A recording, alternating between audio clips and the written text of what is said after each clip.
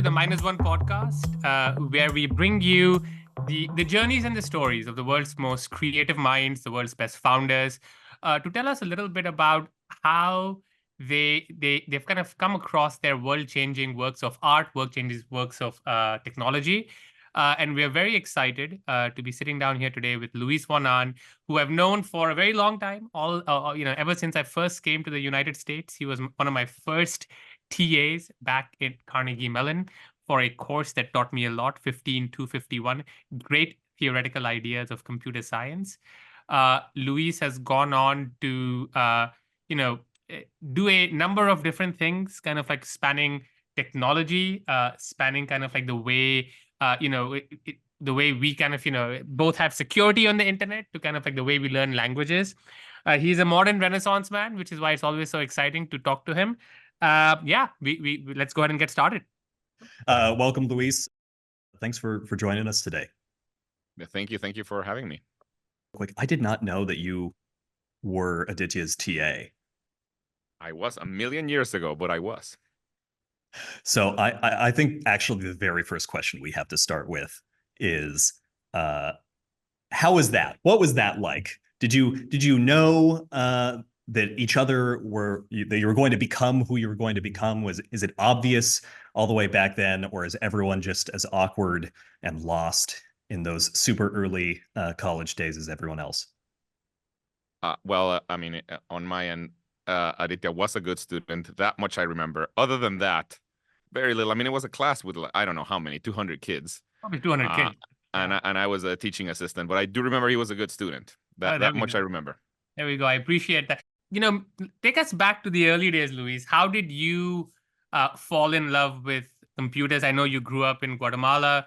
What is young Luis like? What did he love doing? What was kind of his stories? Like, why did you choose to go down this particular path? I think it's a similar story to many people around my age that fell in love with computers. In my case, my mother bought me a Commodore 64. Wow. I wanted a Nintendo, the original, old school, first version Nintendo Entertainment System. That's what I wanted. And I did not get that. Instead, I got a Commodore 64 that I plugged into my TV. That's technically a microcomputer, right? I mean, I don't know what technically it is. What it looked like, it was a keyboard that you plugged into your TV. And it came with a disk drive, like a big 5.25-inch disk drive. I got that. I was 8 years old. I had no idea how to use it. And it came with a manual, but the manual, it's not like the manual was a well-written, exciting book to read. It really was just an instruction manual. I went through it and I tried to figure out as much as I could. At the very least, I could figure out how to load games into it. And so I got a couple of games for it. And then from then I just, started using it more and more. I started, I tried to ask my mother to buy me more games, but it turned out Commodore 64 games were also expensive, just like Nintendo games. So I started trying to figure out how to get games from other people. But at the time, they came with a very basic copy protection. And eventually I figured out how to get around the copy protection. So I started basically pirating games. I mean, I wasn't really selling them, but I was kind of pirating games in Guatemala City from other adults. That's basically what happened and how I got into computers. I was very into it, mainly for playing games. I want to jump in here, not to jump too far ahead to Duolingo, but obviously like gamification and a dynamic of fun is very clearly an important part of Duolingo. Is there a thread there that you think is relevant? I mean, or is that just telling a story backwards? No, I think there's a thread. Generally I've been, it's not the case that today I spend all my time playing games. Actually, I don't. But, up until my late teens, I played a lot of games. And of course, games back then were significantly simpler than they are now. And they were not social. They were just playing a game in your computer. But yeah, I played a lot of games. And I think that has a lot to do certainly with the gamification of Duolingo. There's a whole story of how we started gamifying Duolingo, which I can tell you in a bit. But it certainly comes from the fact that I played a lot of games. What's really interesting is whenever you hear kind of like technologists talk about their beginnings, whether it be in games or kind of like essentially writing and selling software, how that also involves an element of hustle, right?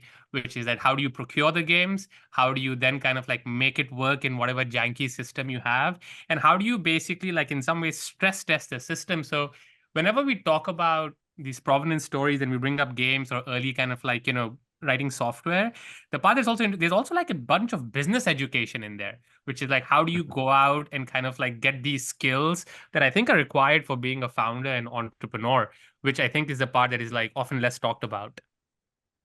Yeah, that may be true. I mean, what happened in my case, I literally, my mother bought me 2 games. At some point, I beat them. It was not that hard to beat those games back then. And then I just knew other people that had Commodore 64s. They usually were adults. I didn't know any other 8-year-olds that had a Commodore 64. So I basically had to, figure out who they were, talk to them, and see what games they had. And then I basically started offering, I'll make a copy of my games if you let me copy your games. And then I started amassing a pretty large catalog of games. And at some point, my mom stopped it because they would be kind of, 25-year-olds ringing a doorbell, wanting to talk to a 8 or 9-year-old. And that's probably not that great of an idea. But so my mom stopped it at some point. But that is how I must have amassed, I don't know, well over 100 games by doing this. Wow. So we will add it to your resume that you were the first GameStop, franchisee of Guatemala. Essentially. Yeah. Look, at least the statute of limitations on piracy is probably over at this point. Yeah, it's probably totally not true. that much of a risk with the Commodore organization. I don't even know if that is a company that exists anymore. I'm assuming not. I don't know. I don't know. I don't think so. Okay, so you started off with games, as a lot of like technologists do, and at some point you decided to kind of go to Duke for your undergrad. Why? How did you pick Duke? And the reason, Luis, we like to talk about some of these pivotal moments in kind of like people's careers. So we really love to understand what are the frameworks, what are the decision-making kind of like in some ways systems that people use as they embark on new journeys. Kind of like we think that -1 is a phase that recurs in people's lives as they kind of essentially get to these pivotal moments. So I'm always fascinated to kind of hear about like why did you pick Duke versus somewhere else? Was it just one of those decisions that worked out? Yeah, I mean, this was not particularly well thought out. It worked out. I'm very glad I did that, but it was not particularly well thought out. I was a good student. I was a student, and I was fortunate that my mom.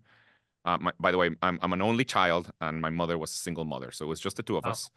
And I was fortunate that she basically spent all her resources to put me in what at the time is probably still the case, but at the time this was the best school in the whole country. So it's a school for rich kids, but I was not a rich kid. I was middle class, but my mom basically spent all of her resources making sure that I could go there. It was the American School of Guatemala. That's what it was called. And I was a good student, and I started really loving math, and I wanted to study math. And a couple of things happened, all of which led me to come to the US and to come to Duke. The first thing was there was, in fact, no practical way to get a math major in Guatemala at the time. Wow. The major existed in the university, but so few people were enrolled in it that what they would do is that they would wait until they had at least 10 people to teach each class. And so, and usually 1 or 2 people would enroll every year. So sometimes, you would have to wait 2-3 years to even have the class be offered. So you could get a math major in Guatemala, but it was going to take like 10 years. And so I thought that was not excellent. So I thought, okay, well, I probably should go elsewhere to get a math major. That was one thing that happened. And then the other thing that happened is this was complete happenstance. An international recruiter from Duke University, for some reason, went on a recruiting trip in Central America, and they stopped by my school, and I think they asked, so who are the good students here? And I think, I found myself having a meeting with this person, and she kind of almost filled out my application, and she told me, look, you got to do the following things. You got to take the TOEFL, you got to take the SAT, and then just do it.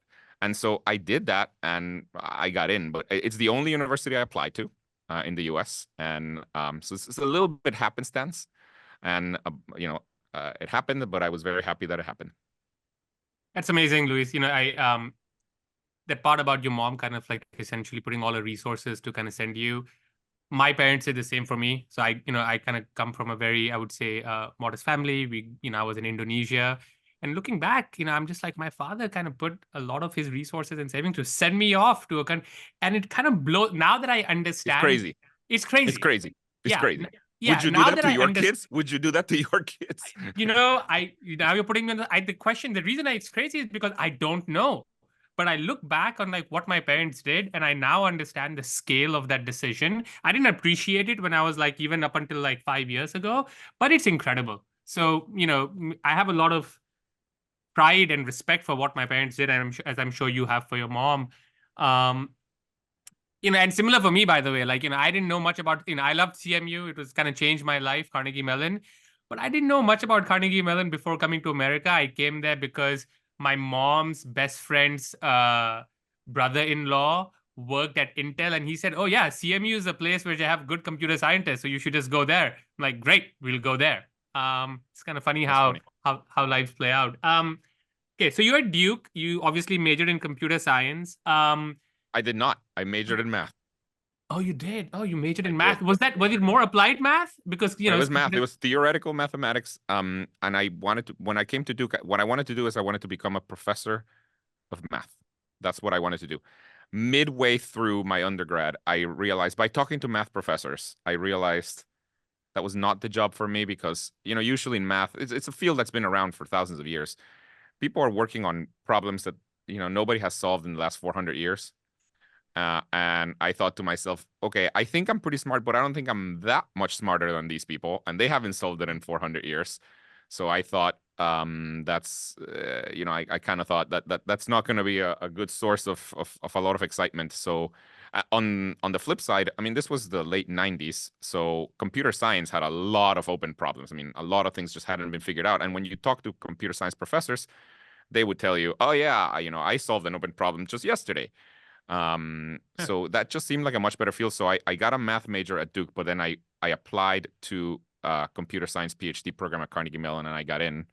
And that's when I went to computer science, but I did not have a computer science undergrad degree. Did you always know that you wanted to go and get a PhD? Was that Yeah. a Well, route that you were pretty sure of?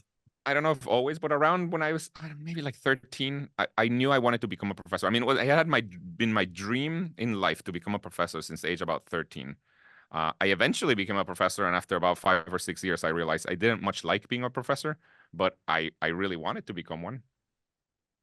Why do you think you really wanted to become a professor? That's a more specific thing, right? Like, was it, I don't know. I mean, I was a nerd. I liked my teachers, and my teachers liked me, and I was like, I want to be like you.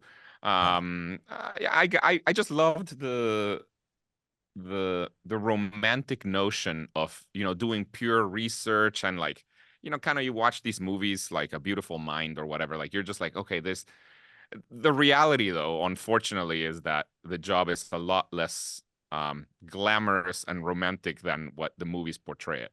It's a grind.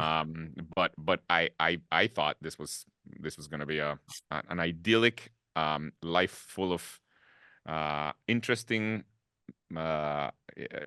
academic problems.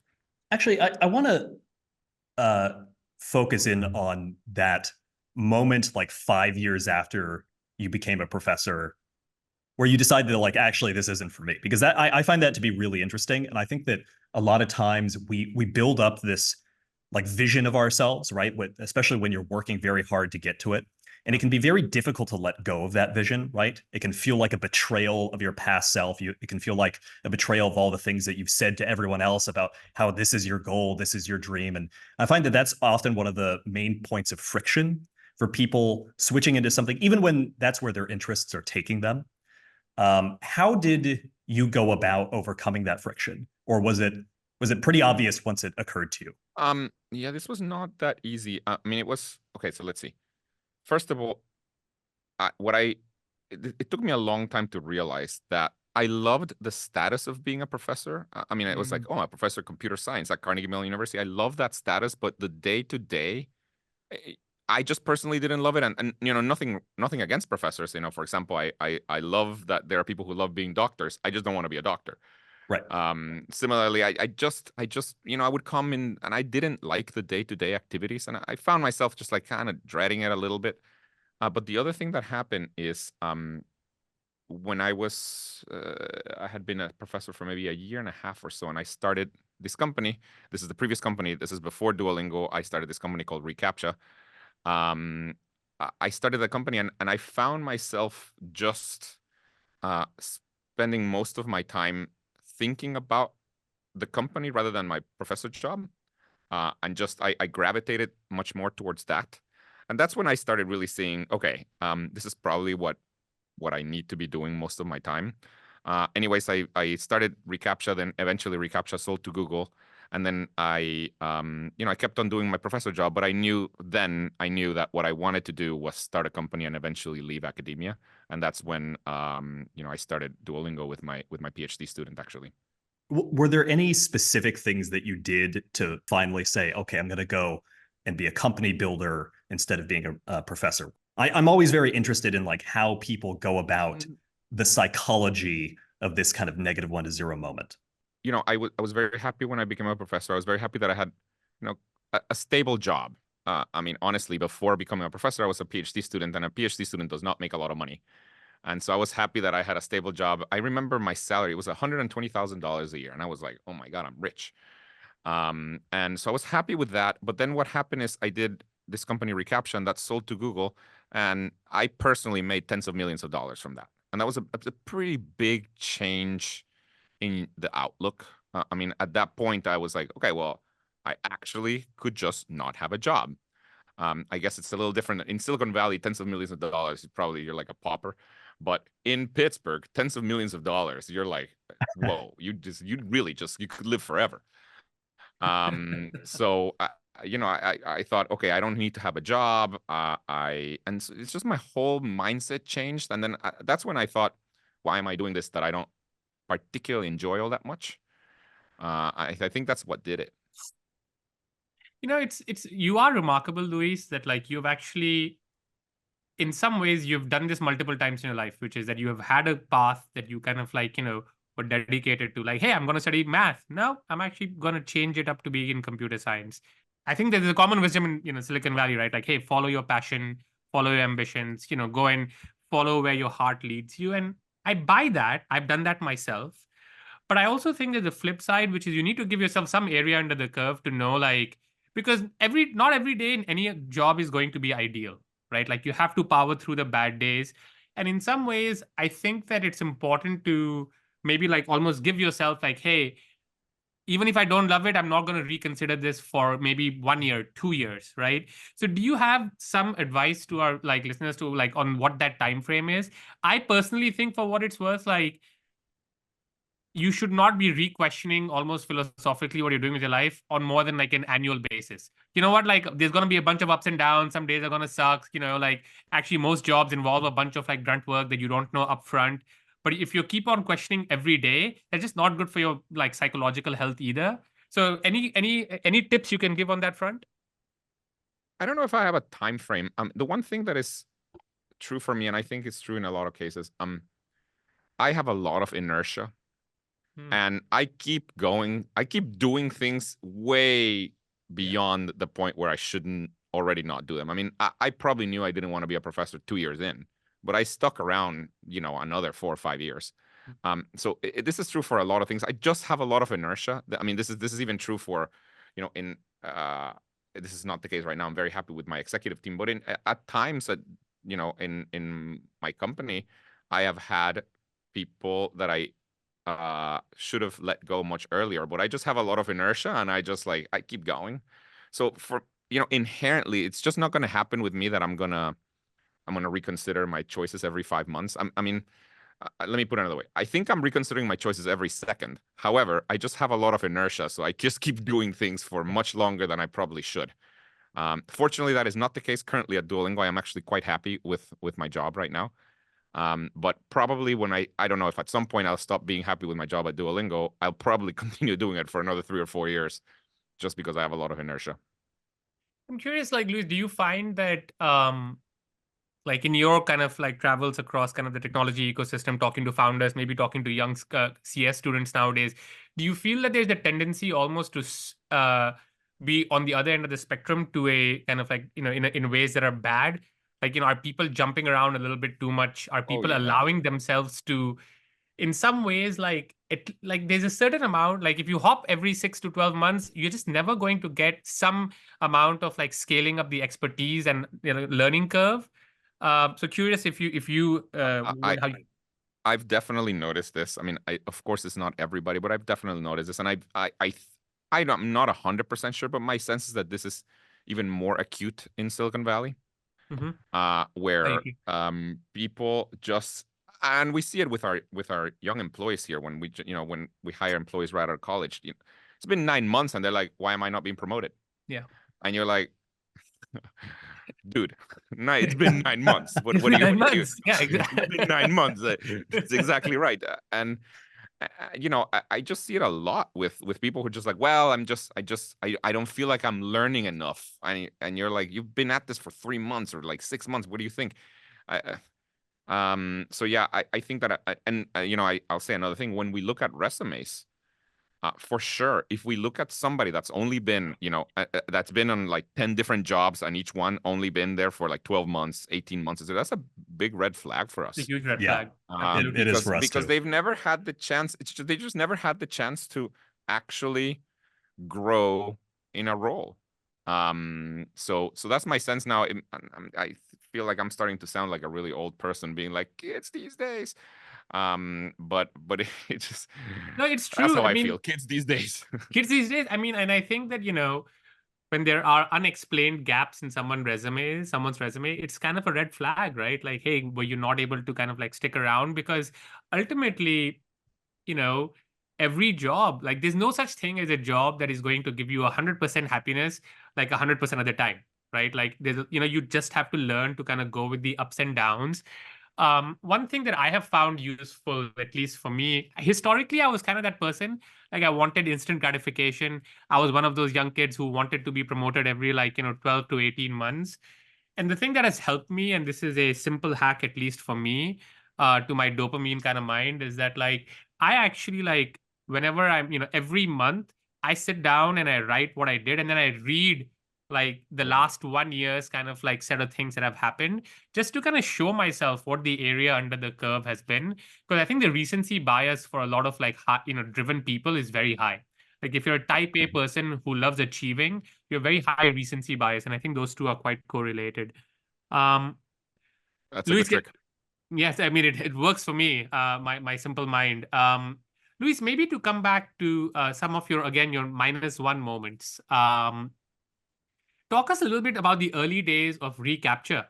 Like, how did you and Ben, is you and Ben, right, who started it? Ben Moore. One of the smartest people I've ever met. Yeah, as a background on Ben, Ben's incredible. We ultimately managed to convince Ben to come and join Facebook, kind of in an engineering capacity, and I think he might still be there. And he's done like fantastic things at Facebook. I intersected with him for a few years, and just kind of a phenomenal engineer, world-class engineer. But so you and Ben did reCAPTCHA. What were the early days like? Kind of like, how did you manage to how did you navigate some of probably your internal conversations, maybe conversations at university? Like, walk us through some of those early, soul finding and project finding days. Yeah. So let's see. So there's reCAPTCHA, but before reCAPTCHA, about 5 years before, there was like the original CAPTCHA, which was just these tests that distinguish humans from computers, and it was just the idea of the original CAPTCHA was we're gonna give people a distorted sequence of random letters. And if they can type them, that means they're human, and if they cannot, that means they're a bot that's trying to attack the system. Because back then, this is kind of 25 years ago or whatever, computers could not read distorted letters. Yeah. Simple as that. So that was the original CAPTCHA. So I worked along with my PhD advisor on the original version of a CAPTCHA, and then about 5 years after that, this is the year maybe 2005, 2006. I had just become a professor in computer science, and I was thinking to myself, first of all, at that time, around 200 million times a day, somebody typed a CAPTCHA, and I thought to myself, okay, there has to be a way to make good use of this time. I mean, each time you type a CAPTCHA, you spend about 10 seconds of your time, and your brain is doing something that computers could not do. And it's 10 seconds of things that computers cannot So do that's times 2 200 billion. million. Yeah, 2 Yeah, billion it's just, seconds. That's a lot. yeah, it's like it's a 500,000 hours. So it's a lot. And I thought, okay, can we make good use of it? And this is when it occurred to me that we could do basically the idea of reCAPTCHA, which at the time was, while you're typing a CAPTCHA, you could also be helping us digitize books. And the way this worked is we, at the time there were all these projects trying to digitize books. So Google had the Google Books project. The Internet Archive had another project where the idea was you would scan every page of every book that was ever written and then put it on the internet. Now, the way this works is you scan every page of the book. That's like taking a digital photograph of every page. Then the idea is that the computer needs to be able to decipher all of the words in those photographs. But for older books, the computer could not decipher many of the words for exactly the same reason that computers could not read distorted text. Just kind of didn't work very well. So the reCAPTCHA idea was to take the words that the computer could not recognize in the book digitization process and use those words as opposed to random characters to get people to prove that they're human.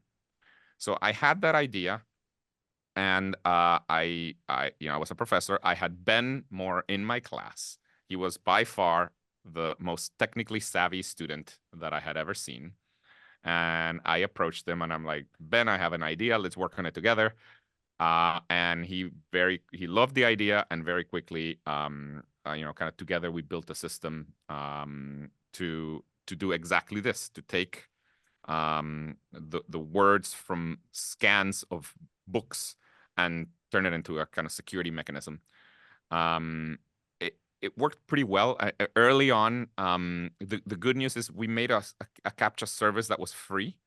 And early on, we, at first we just put it on the internet, and we started getting some kind of, not very big websites. I remember one of the biggest websites that we got early on to use it was a website called onlinebootycall.com. That was our biggest client for about 6 months. That's the website that was, I don't know how many registrations they were having per day, like 1,000 registrations per day or something. But we were super happy with that, onlinebootycall.com. But over time, we started getting more and more high-profile websites, one of which was Facebook. I, in fact, was in touch with Aditya because you contacted us. Yeah. And so we started getting basically a lot of high-profile websites using our CAPTCHA system. So we were serving a lot of CAPTCHAs all over the internet. However, we were not digitizing any books. We were just serving the CAPTCHAs. We were recycling the words from a few scans that we had. And by a few, I mean a few thousand pages that we had, but we were just recycling the words. So at this point, this was not a company. This was a research project at Carnegie Mellon University. And that's all it was. At some point, I gave a talk about this idea somewhere. I don't remember where. And in the audience was the CTO of the New York Times. And at the end, he said, look, it seems you have a technology that can help digitize stuff. We have 130 years of archives of the New York Times that have been scanned. We cannot run optical character recognition them because it just doesn't work. But it seems like you can do it. So how about you digitize it for us? And I said, sure. And it didn't even occur to me that we should charge them. And then he said to me, how much are you going to charge us? And then I just thought, oh, crap. Yeah, I guess I should charge you. And then I went back and I figured out how much it would cost them to hire humans to do this. And I divided that price by 4. And then that's what I charged them. I said, and in the end, that came out to be $42,000 per year of content of the New York Times. And it was the case that because we were serving so many CAPTCHAs with, websites like Facebook, we could actually digitize an entire year of the New York Times in about a week. Wow. So we started, this happened, and then we started getting checks from the New York Times in like my home for $42,000 kind of once a week. And this is when, by the way, at this point, this was not a company. This is when I found out through some very nice Carnegie Mellon attorneys that I should not be doing this with a research project, and I should not be making $42,000 per week unless I turn this into a company. And this is when it occurred to me that we maybe should start a company. Again, it hadn't occurred to me that we should start a company. And that's when we started a company. We kind of had to start a company to be able to receive this payment from the New York Times. And so that's kind of how we started the company. So your founder journey started with like a cease and desist? Pretty much. I mean, it was the attorney. I mean, they liked me because I was a professor and I was well liked. But it was very nice attorneys from CMU being like, "Hey, so you got to figure something out because you cannot do work for hire like this in a nonprofit that Carnegie Mellon is." I didn't know that. Were you already thinking that, like, did this dovetail with or accelerate the idea that you didn't want to be in academia anymore or be a professor anymore? Or was this like the origination where I you're mean, finally like, it was, oh, I don't have to? It was related. Well, I don't think I thought I don't have to at that time. At that time, it was just what I was thinking is I was spending most of my time on the company than on, my professor job. There's an element of -1 here that at least I often talk about. That's really reminds me of parts of my own life, which is that you sometimes you just have to take that call. You have to talk to that student. You have to kind of like just turn the next page in the book that you might write. And I do think that your story, the reCAPTCHA story is incredible. And I do think that there are, in some ways, you have to get lucky to have these incredible stories, but you can have to put yourselves into position to get lucky. And I think that you have to have that conversation, take that extra call, kind of like go to that conference, talk to this guy from the New York Times, right? Like kind of like make that additional leap. And I often, when I often wonder why, because those are the cheap things to do, to kind of like that 15-minute call or like having that additional conversation. And sometimes that those lead into much bigger things. So that's at least one thing I tell everyone, which is, listen, you still have to get lucky, but put yourselves into a position to get lucky, like make yourself a big bullseye of like, that lady luck can find you. It's a really good piece of advice. I mean, and I find personally, I personally find it hard because I don't much love talking to strangers. Sure. And so for me, I personally find it hard, but you're completely right. I mean, most of the things that have happened in my life that are big probably came from some conversation where I did not expect the outcome that it eventually had. It's just, I don't know, you hear from somebody and you're like, wow, what is this? Yeah. And then you talk to them and then you're like, oh, this actually is exactly what I've been wanting. Humans can surprise you. It's pretty amazing. Like when you start having that conversation beyond like that initial surface level, they can surprise you. By the way, Luis, the CAPTCHAs have gotten crazy on the internet now. Like, I know, but blame it on AI. Blame it on AI. Yeah, like when I see a CAPTCHA today, I'm just like, I actually genuinely don't know how to answer this in a way that is the correct answer. Yeah, neither do I. I mean, I fail them all the time because it's a similar thing where you're just like, is this actually a traffic light? And you're like looking at it and you're like, I don't know. Is it or sometimes something is like looks like a bicycle, but it's not a bicycle. Is this technically a bicycle or is a unicycle technically a bicycle? I don't know. Yeah. I prefer the one where it's like a 3D ostrich and you have to orient the ostrich in the right way. Yeah. Actually, you know what? Let's spend 5 minutes on this because I'm very curious. Something like reCAPTCHA, like, fundamentally being able to distinguish humans from computers, pretty relevant in today's day and age, like, as we enter a world full of agents and bots, multimodality. And, in general, like, as kind of a lot of these, like, I would say generative, essentially AI technologies have the capability across, like, voice, video, audio, images to really resemble us. We're looking at a very interesting, very strange, maybe a little bit of a, not a scary, but a very, like, I would say, interesting, weird time over the next 5 to 10 years as we kind of understand how to live in that world in a way that I don't think we know exactly what it means. Luis, curious to get your take on that. A similar take. I don't know exactly what it'll mean. What I can tell you is that, for a test like a CAPTCHA to distinguish humans from computers, one of the things that has to be true is that you need to be able to do that pretty quickly. Yeah. And it needs to be able to be graded by a computer for it to actually work. I don't think that there is going to be an easy way to do that. I mean, already it's pretty close to not possible. And I just don't think. I think it's going to be essentially impossible using just a quick, 10, 20-second test to tell whether, just online, to tell whether you're talking to a human or a computer. I think we're going to need things more like, really good unique IDs for everybody to make sure that, you're a trusted person because you have your unique ID that is tied to your social security number or whatever it is. think that's the direction. If we actually want to tell people apart from computers, we're going to have to go a direction like that. Right. I don't think we're going to be able to do this kind of nice thing that worked for, call it 25 years with CAPTCHA, where you can, anonymously determine very quickly within 10 seconds whether you're talking to a human or a computer. I don't think that's going to be possible. Yeah, I mean, I do think that, like, not to be a blockchain kind of like maximalist, but I think some combination of cryptography and maybe like kind of like publicly auditable blockchains could play a big part there in terms of like verifiability of content and essentially like, proving who you are. But hey, it comes down to discrete math, like cryptography, like, that stuff is definitely going to be important. Yeah. So one of the things we talk about when we work with people at South Park Commons is the idea of a North Star, which is kind of like a layer of abstraction above an idea, but the sort of thing that will guide you through ideas. And I wonder, when you had sold reCAPTCHA and you were on your way to Duolingo, was there a particular North Star that was guiding it, or did you start off with a more clear idea of the kind of core product that would eventually become the company? No, the core product, we did not know what the core product was going to be, but there was a couple of things that we wanted to achieve. The first was, it had to be in education.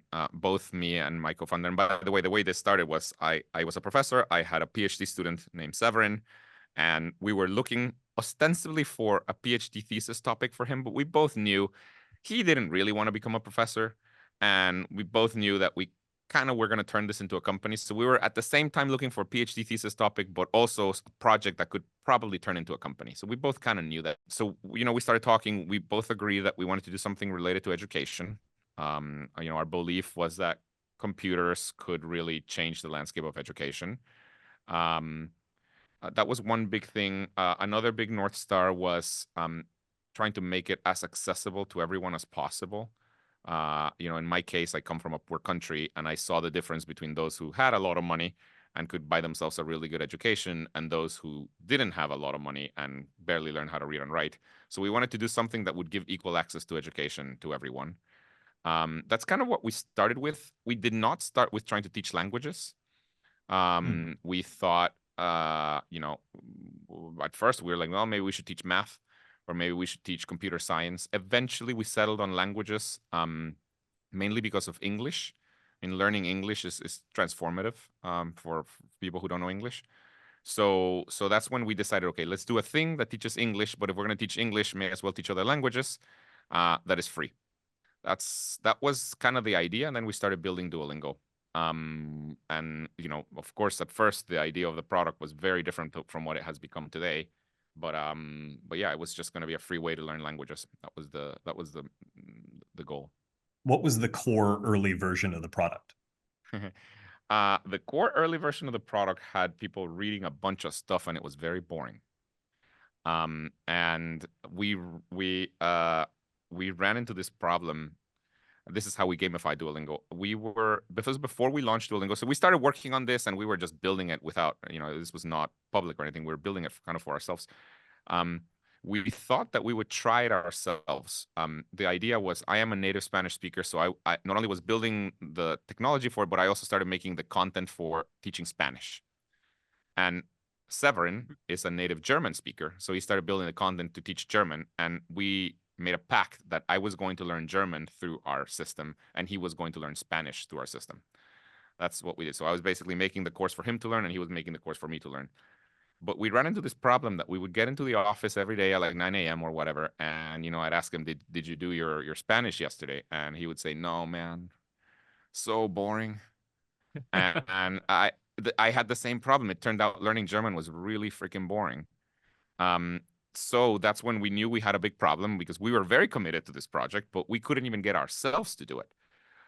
So this is when we started, basically turning it as much into a game as possible, so that we ourselves could use it. So we just started saying things like, well, it can't be that a lesson is 30 minutes. That's just too long. lesson has to be under 5 minutes. Okay. In addition to that, we're going to put a progress bar at the top. You got to fill up the progress bar. In addition to that, you're going to get points every time you finish a lesson. In addition to that, we're going to have a little leaderboard among us to see who beats everybody else.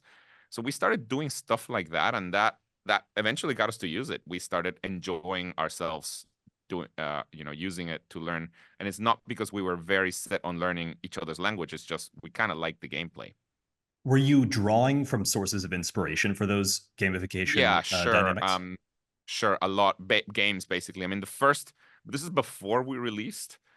The home screen of Duolingo looked a lot like the home screen of Angry Birds, which just had these kind of little boxes where you could get multiple eggs from each one.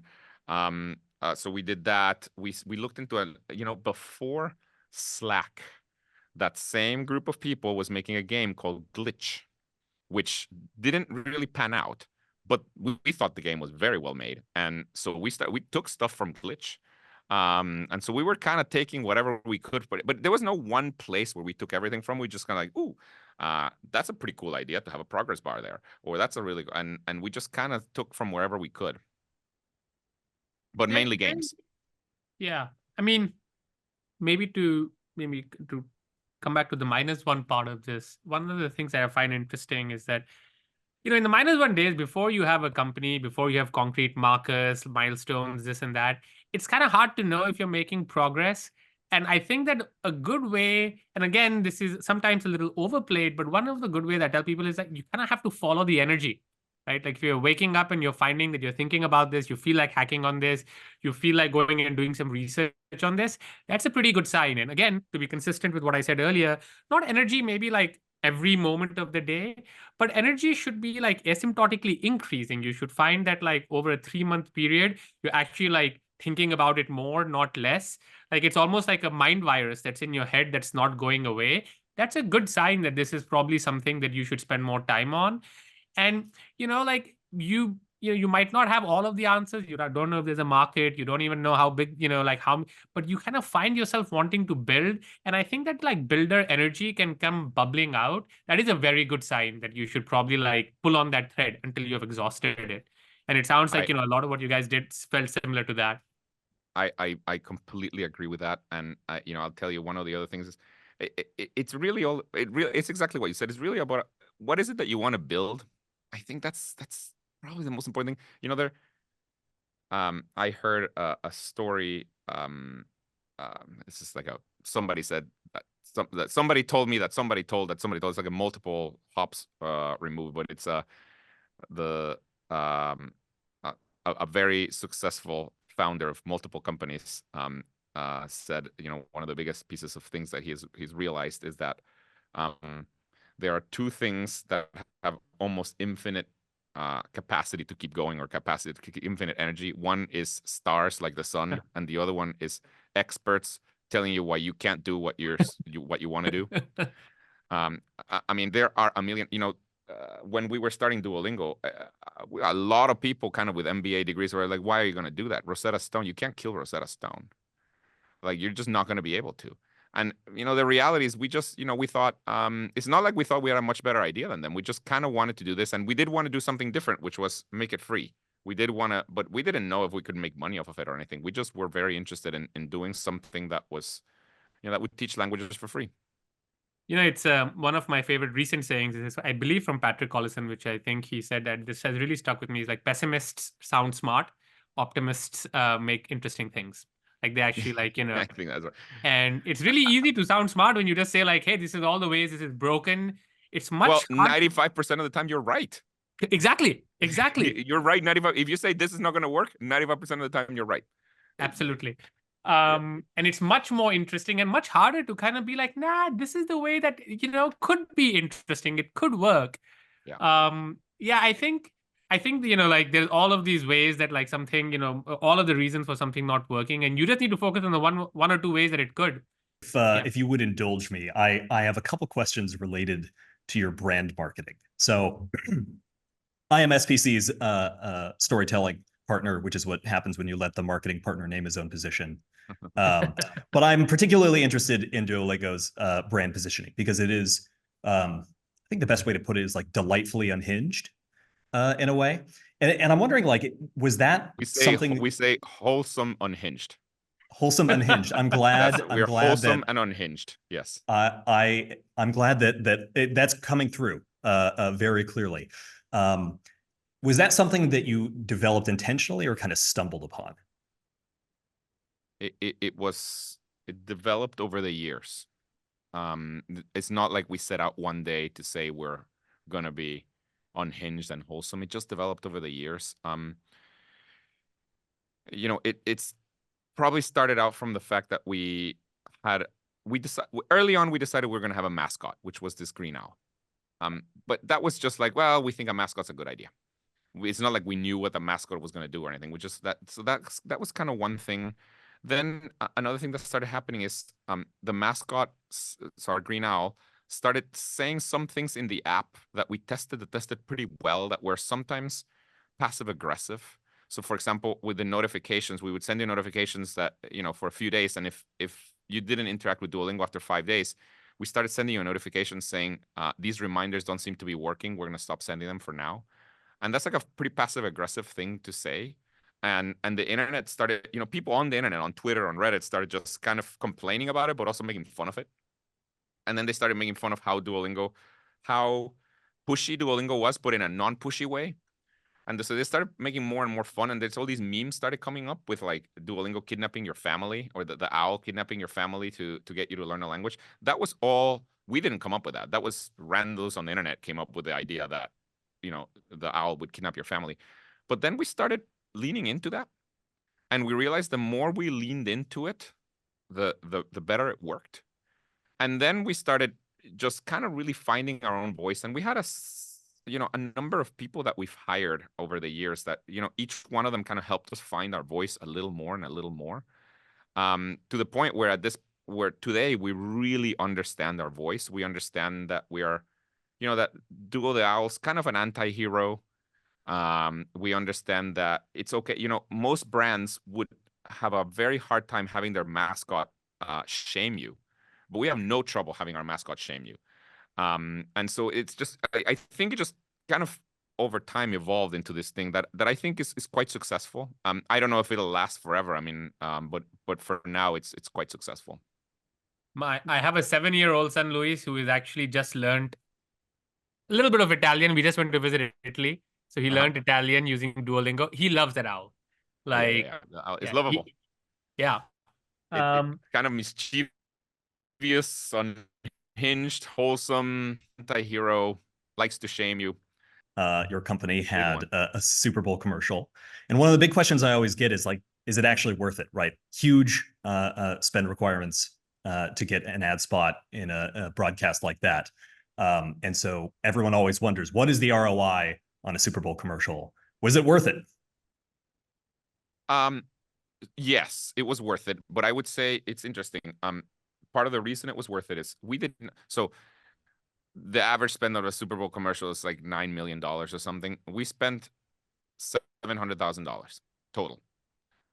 And the reason for that is because we did not get a 30-second spot. We got a 5-second spot. Interesting. And in addition to that, we produced it entirely in-house. So our spend was a lot less, but we got a lot of play because the ad was just kind of weird. It was just, yes. And it was very unhinged. It was basically our owl, and its butt started growing and growing and growing until another owl came out of the butt, and it just said, do your Duolingo. Like, it's just so strange. So it worked out for us, but what I would say, that we did not see, some companies tell you like, oh my God, it brought down our servers. We did not see that. I mean, we saw a small spike in users, but I think where it had more impact is in our brand positioning. I was happy to spend $700,000 on that brand positioning. If you had told me, do you want $700,000 to acquire this many users, and that would have been our goal, then this was a failure. We did not get, if our goal was users, we should have spent that money on performance marketing. So I don't know, maybe for some companies you get directly users, but for us, we did not. Well, I will say, I think it was the most memorable ad in that particular broadcast because it was incredibly unhinged. Well, the other thing that was really weird sorry, is that this we didn't choose. It was this 5-second spot with just an owl's butt growing, which came. We didn't choose this. It came directly after Mark Wahlberg's prayer app commercial. Oh yeah.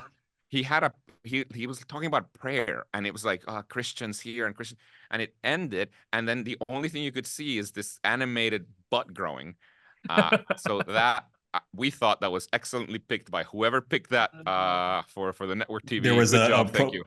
Yeah, a programming director had said, "I have a fun idea." Yeah, I love that. Thank you for. We didn't choose that, but thank you. Well, awesome, Luisa. This has been a lot of fun. Thank you so much for joining us today on our inaugural -1 podcast. And I appreciate you sharing more about everything that you learned with Duolingo and reCAPTCHA and switching from being a professor to being a founder. Any final words that you would leave anyone who's trying to figure out what they want to do next with? No, thank you for having me, and I'm really glad. I mean, when I got the email from Aditya, I thought this is a really good thing to work on. I myself can benefit from this. I mean, you find yourself multiple times in your life kind of trying to figure out what's next. So I'm very glad that you're trying to compile stories of this and see what works and what doesn't. Thank you so much, Luis. I mean, this is inspiring because to your point, like I feel as though that this is kind of a stage of life that I hope people find themselves in. So like giving themselves some framework, some questions to ask as they navigate those interesting but often murky waters. I think hopefully we can make a difference. So thank you so much for taking the time today. Really, really appreciate it. Yeah, thank you. Thank you all. All right.